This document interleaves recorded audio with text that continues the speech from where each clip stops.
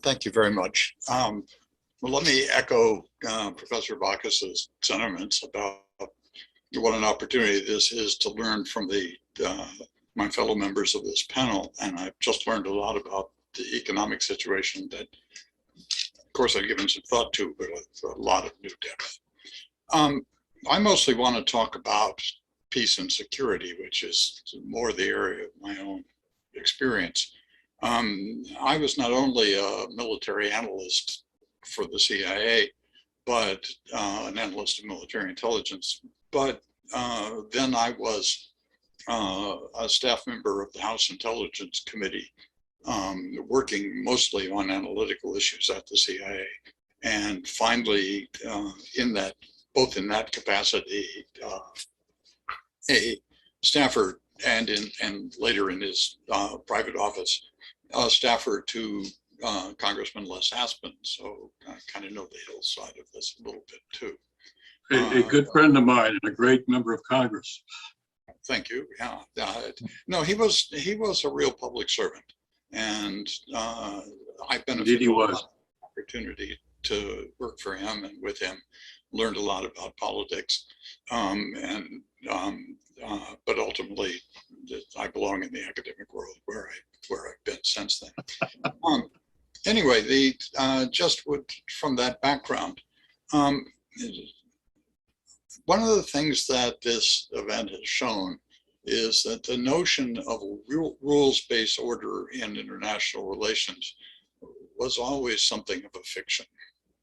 Right. If you know, one of the claims that's been made about keeping the peace in Europe for the last 75 years now, 77 years, was that it was accomplished by the European Union and its predecessor, the Common Market. And you know, if you look at that, the danger to peace in the 20th century in Europe was always Prussia. And the consequence, the eastern part of Germany, the consequence of the two world wars was to transfer that territory, most of it to Poland, and to place the rest under Soviet occupation. And so the threat from Germany was never from Bavaria, the Rhineland, Westphalia, Hamburg, the whole sort of commercial, the Ruhrgebiet, the Ruhr Valley. The whole sort of commercial area of Germany, which ended up in West Germany. And so the relations of West Germany with France were never hostile. It was the eastern portion of Germany which took over West Germany and used those resources. That was the threat to European peace. And World War II broke that up. Now, the other thing that preserved the peace, that Russia was replaced by the Soviet Union. One thing that preserved the peace was that although the Soviet Union maintained very large military forces in East Germany, about 300,000 men. So this claim that this is the largest military deployment since World War II is just not true. It's substantially smaller, although big enough. And what maintained the peace in Europe, in my opinion, was the stationing of 300,000 US troops in Germany on a permanent basis, and the US nuclear guarantee. And unfortunately, that military presence in Europe has been allowed to lapse. Now, you know, this is coming from me. I was always to the left of Congressman Aspin. I went to work for him because he was a left expert on defense policy. And, you know, the CIA actually is fairly moderate, but I, you know, it's way too right-wing for me. And I moved further left. I mean, I'm a supporter of people like Ilhan Omar. But, you know, in this crisis, the only option is to restore American military strength. We had 17 maneuver battalions all through the Cold War, permanently stationed in Europe, and pre-positioned equipment for 12 more. It's 29, I said maneuver battalion, pardon me, I always get this backwards. It's 17 maneuver brigades. A brigade is 2 to 5 battalions. The Russians, part of the Russian military problem is that they can only operate at the battalion level. They don't have integrated combat brigades the way the US Army does. So these small organizations, they have a lot of them. They have about 100 stationed in or near Ukraine now. But even so, that's only about 25 battalions, about the same combat force that the United States could deploy in Western Europe and whose presence and potential deployment kept the peace. Now we're down to 2 permanent ones, one basically quite imperfectly manned so-called striker battalion named after striker brigade, there I go again, named after the combat vehicle that it's equipped with, which is not a very satisfactory central warfare combat vehicle. We've got to find a new and better one. And we have a paratroop brigade in southern Italy, and that's it. Now, rotationally, we deploy a third, usually heavy brigade with armor or with infantry fighting vehicles on a rotational basis, usually to Poland.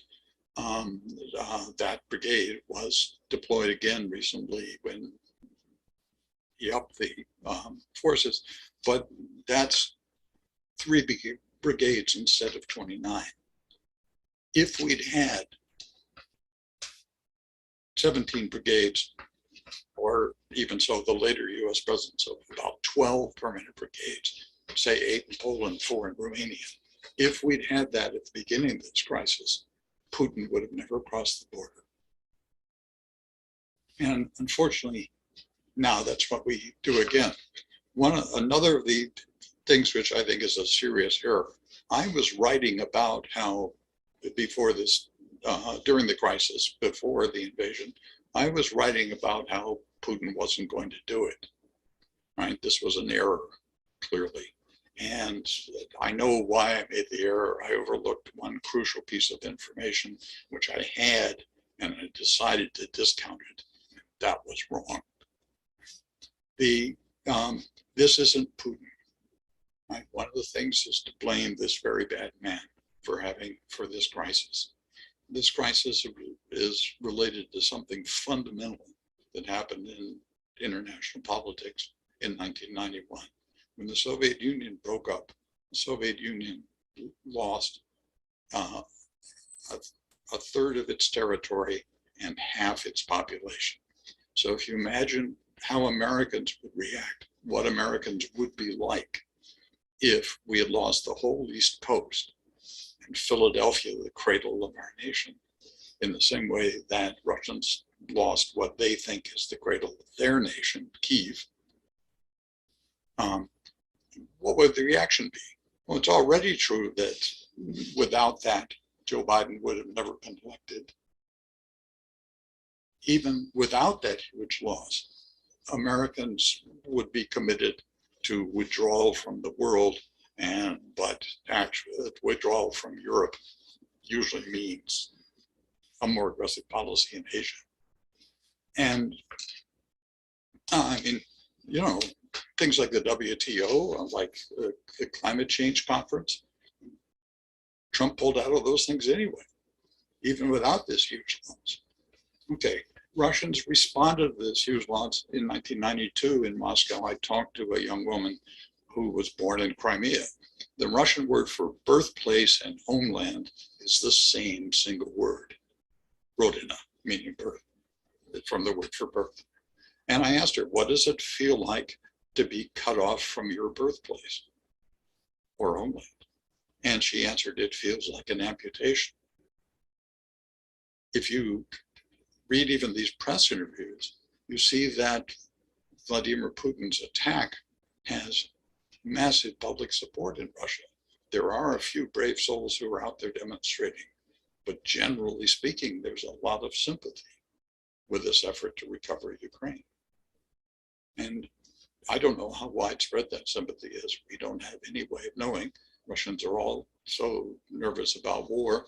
We know that a lot of the troops in Ukraine, at least we think we know a lot of the Russian troops in Ukraine, are unwilling to participate in this thing or reluctant to participate in this thing. Putin met with a group of airline pilots and stewardesses, flight attendants, all female. And he gave a little talk about what they were doing. And then he said, well, should we drink tea or should we have questions? And one of the women says, there are questions. And she says, of course, we fully support what you're doing in Ukraine. We absolutely back everything that you're doing in Ukraine. And then she says, but our women, I mean, so help me, I mean, this is very inappropriate gender language or very unfortunate gender language, but this is what she said. She said, but our womanly hearts are perturbed. And we're worried about, and you know, all this is scripted, right? Nobody should suppose that anything they show on television, as Les Aspin said to me one time, Dick, don't you get it? This is theater, you've got to have a script, right? So everything Putin does is scripted too. And so this question is scripted. But she says, our womanly hearts are perturbed. What about people's children that are going to be injured in this thing? And Putin says, oh, we're taking measures to make sure that none of the draftees are involved in fighting. And we're taking measures to protect the Ukrainian civilians, which they keep saying this is false, but he keeps saying that. But that points to the degree to which the Russian population is worried about what's going on there. But the problem is, even though they're worried,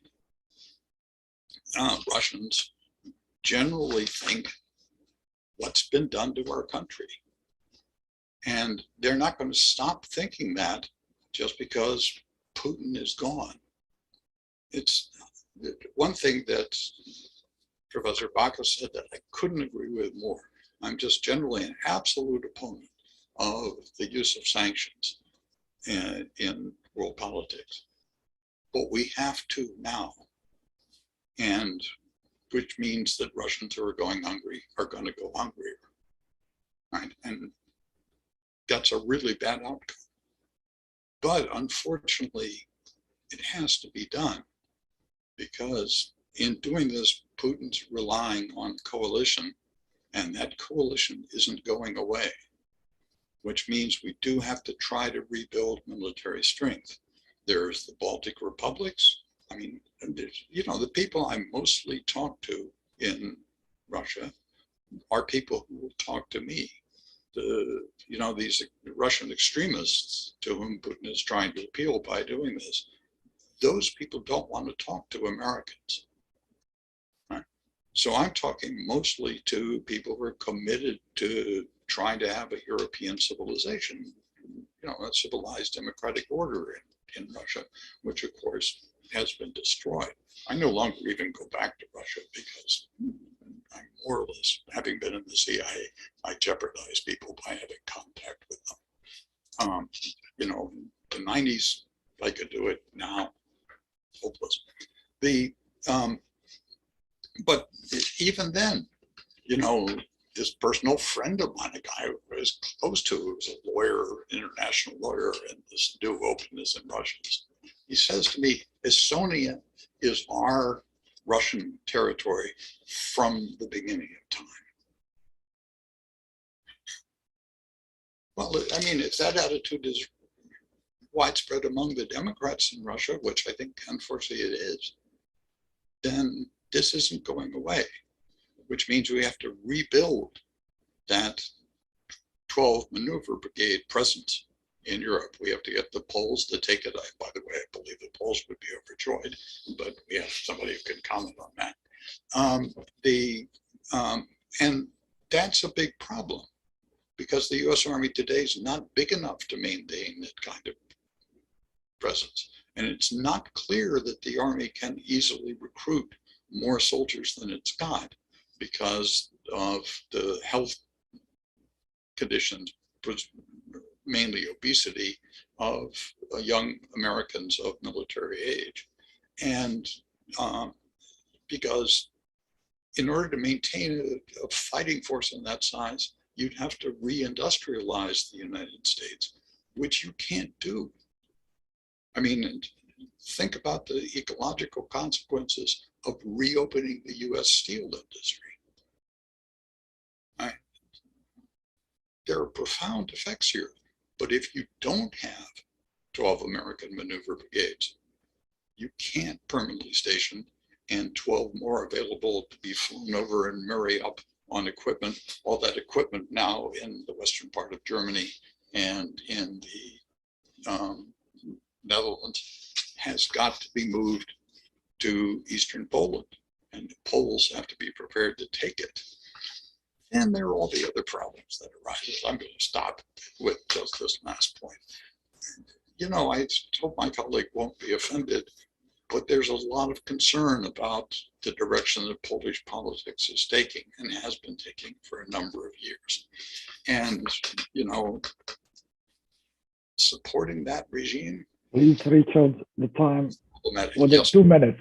Okay, you still have 2 minutes. My last point was that one. Okay. Well, no, you can continue. Finish. Well, To no, finish. I was done, and that was the You're last done? thing I'm going to raise. Okay, thank you very much.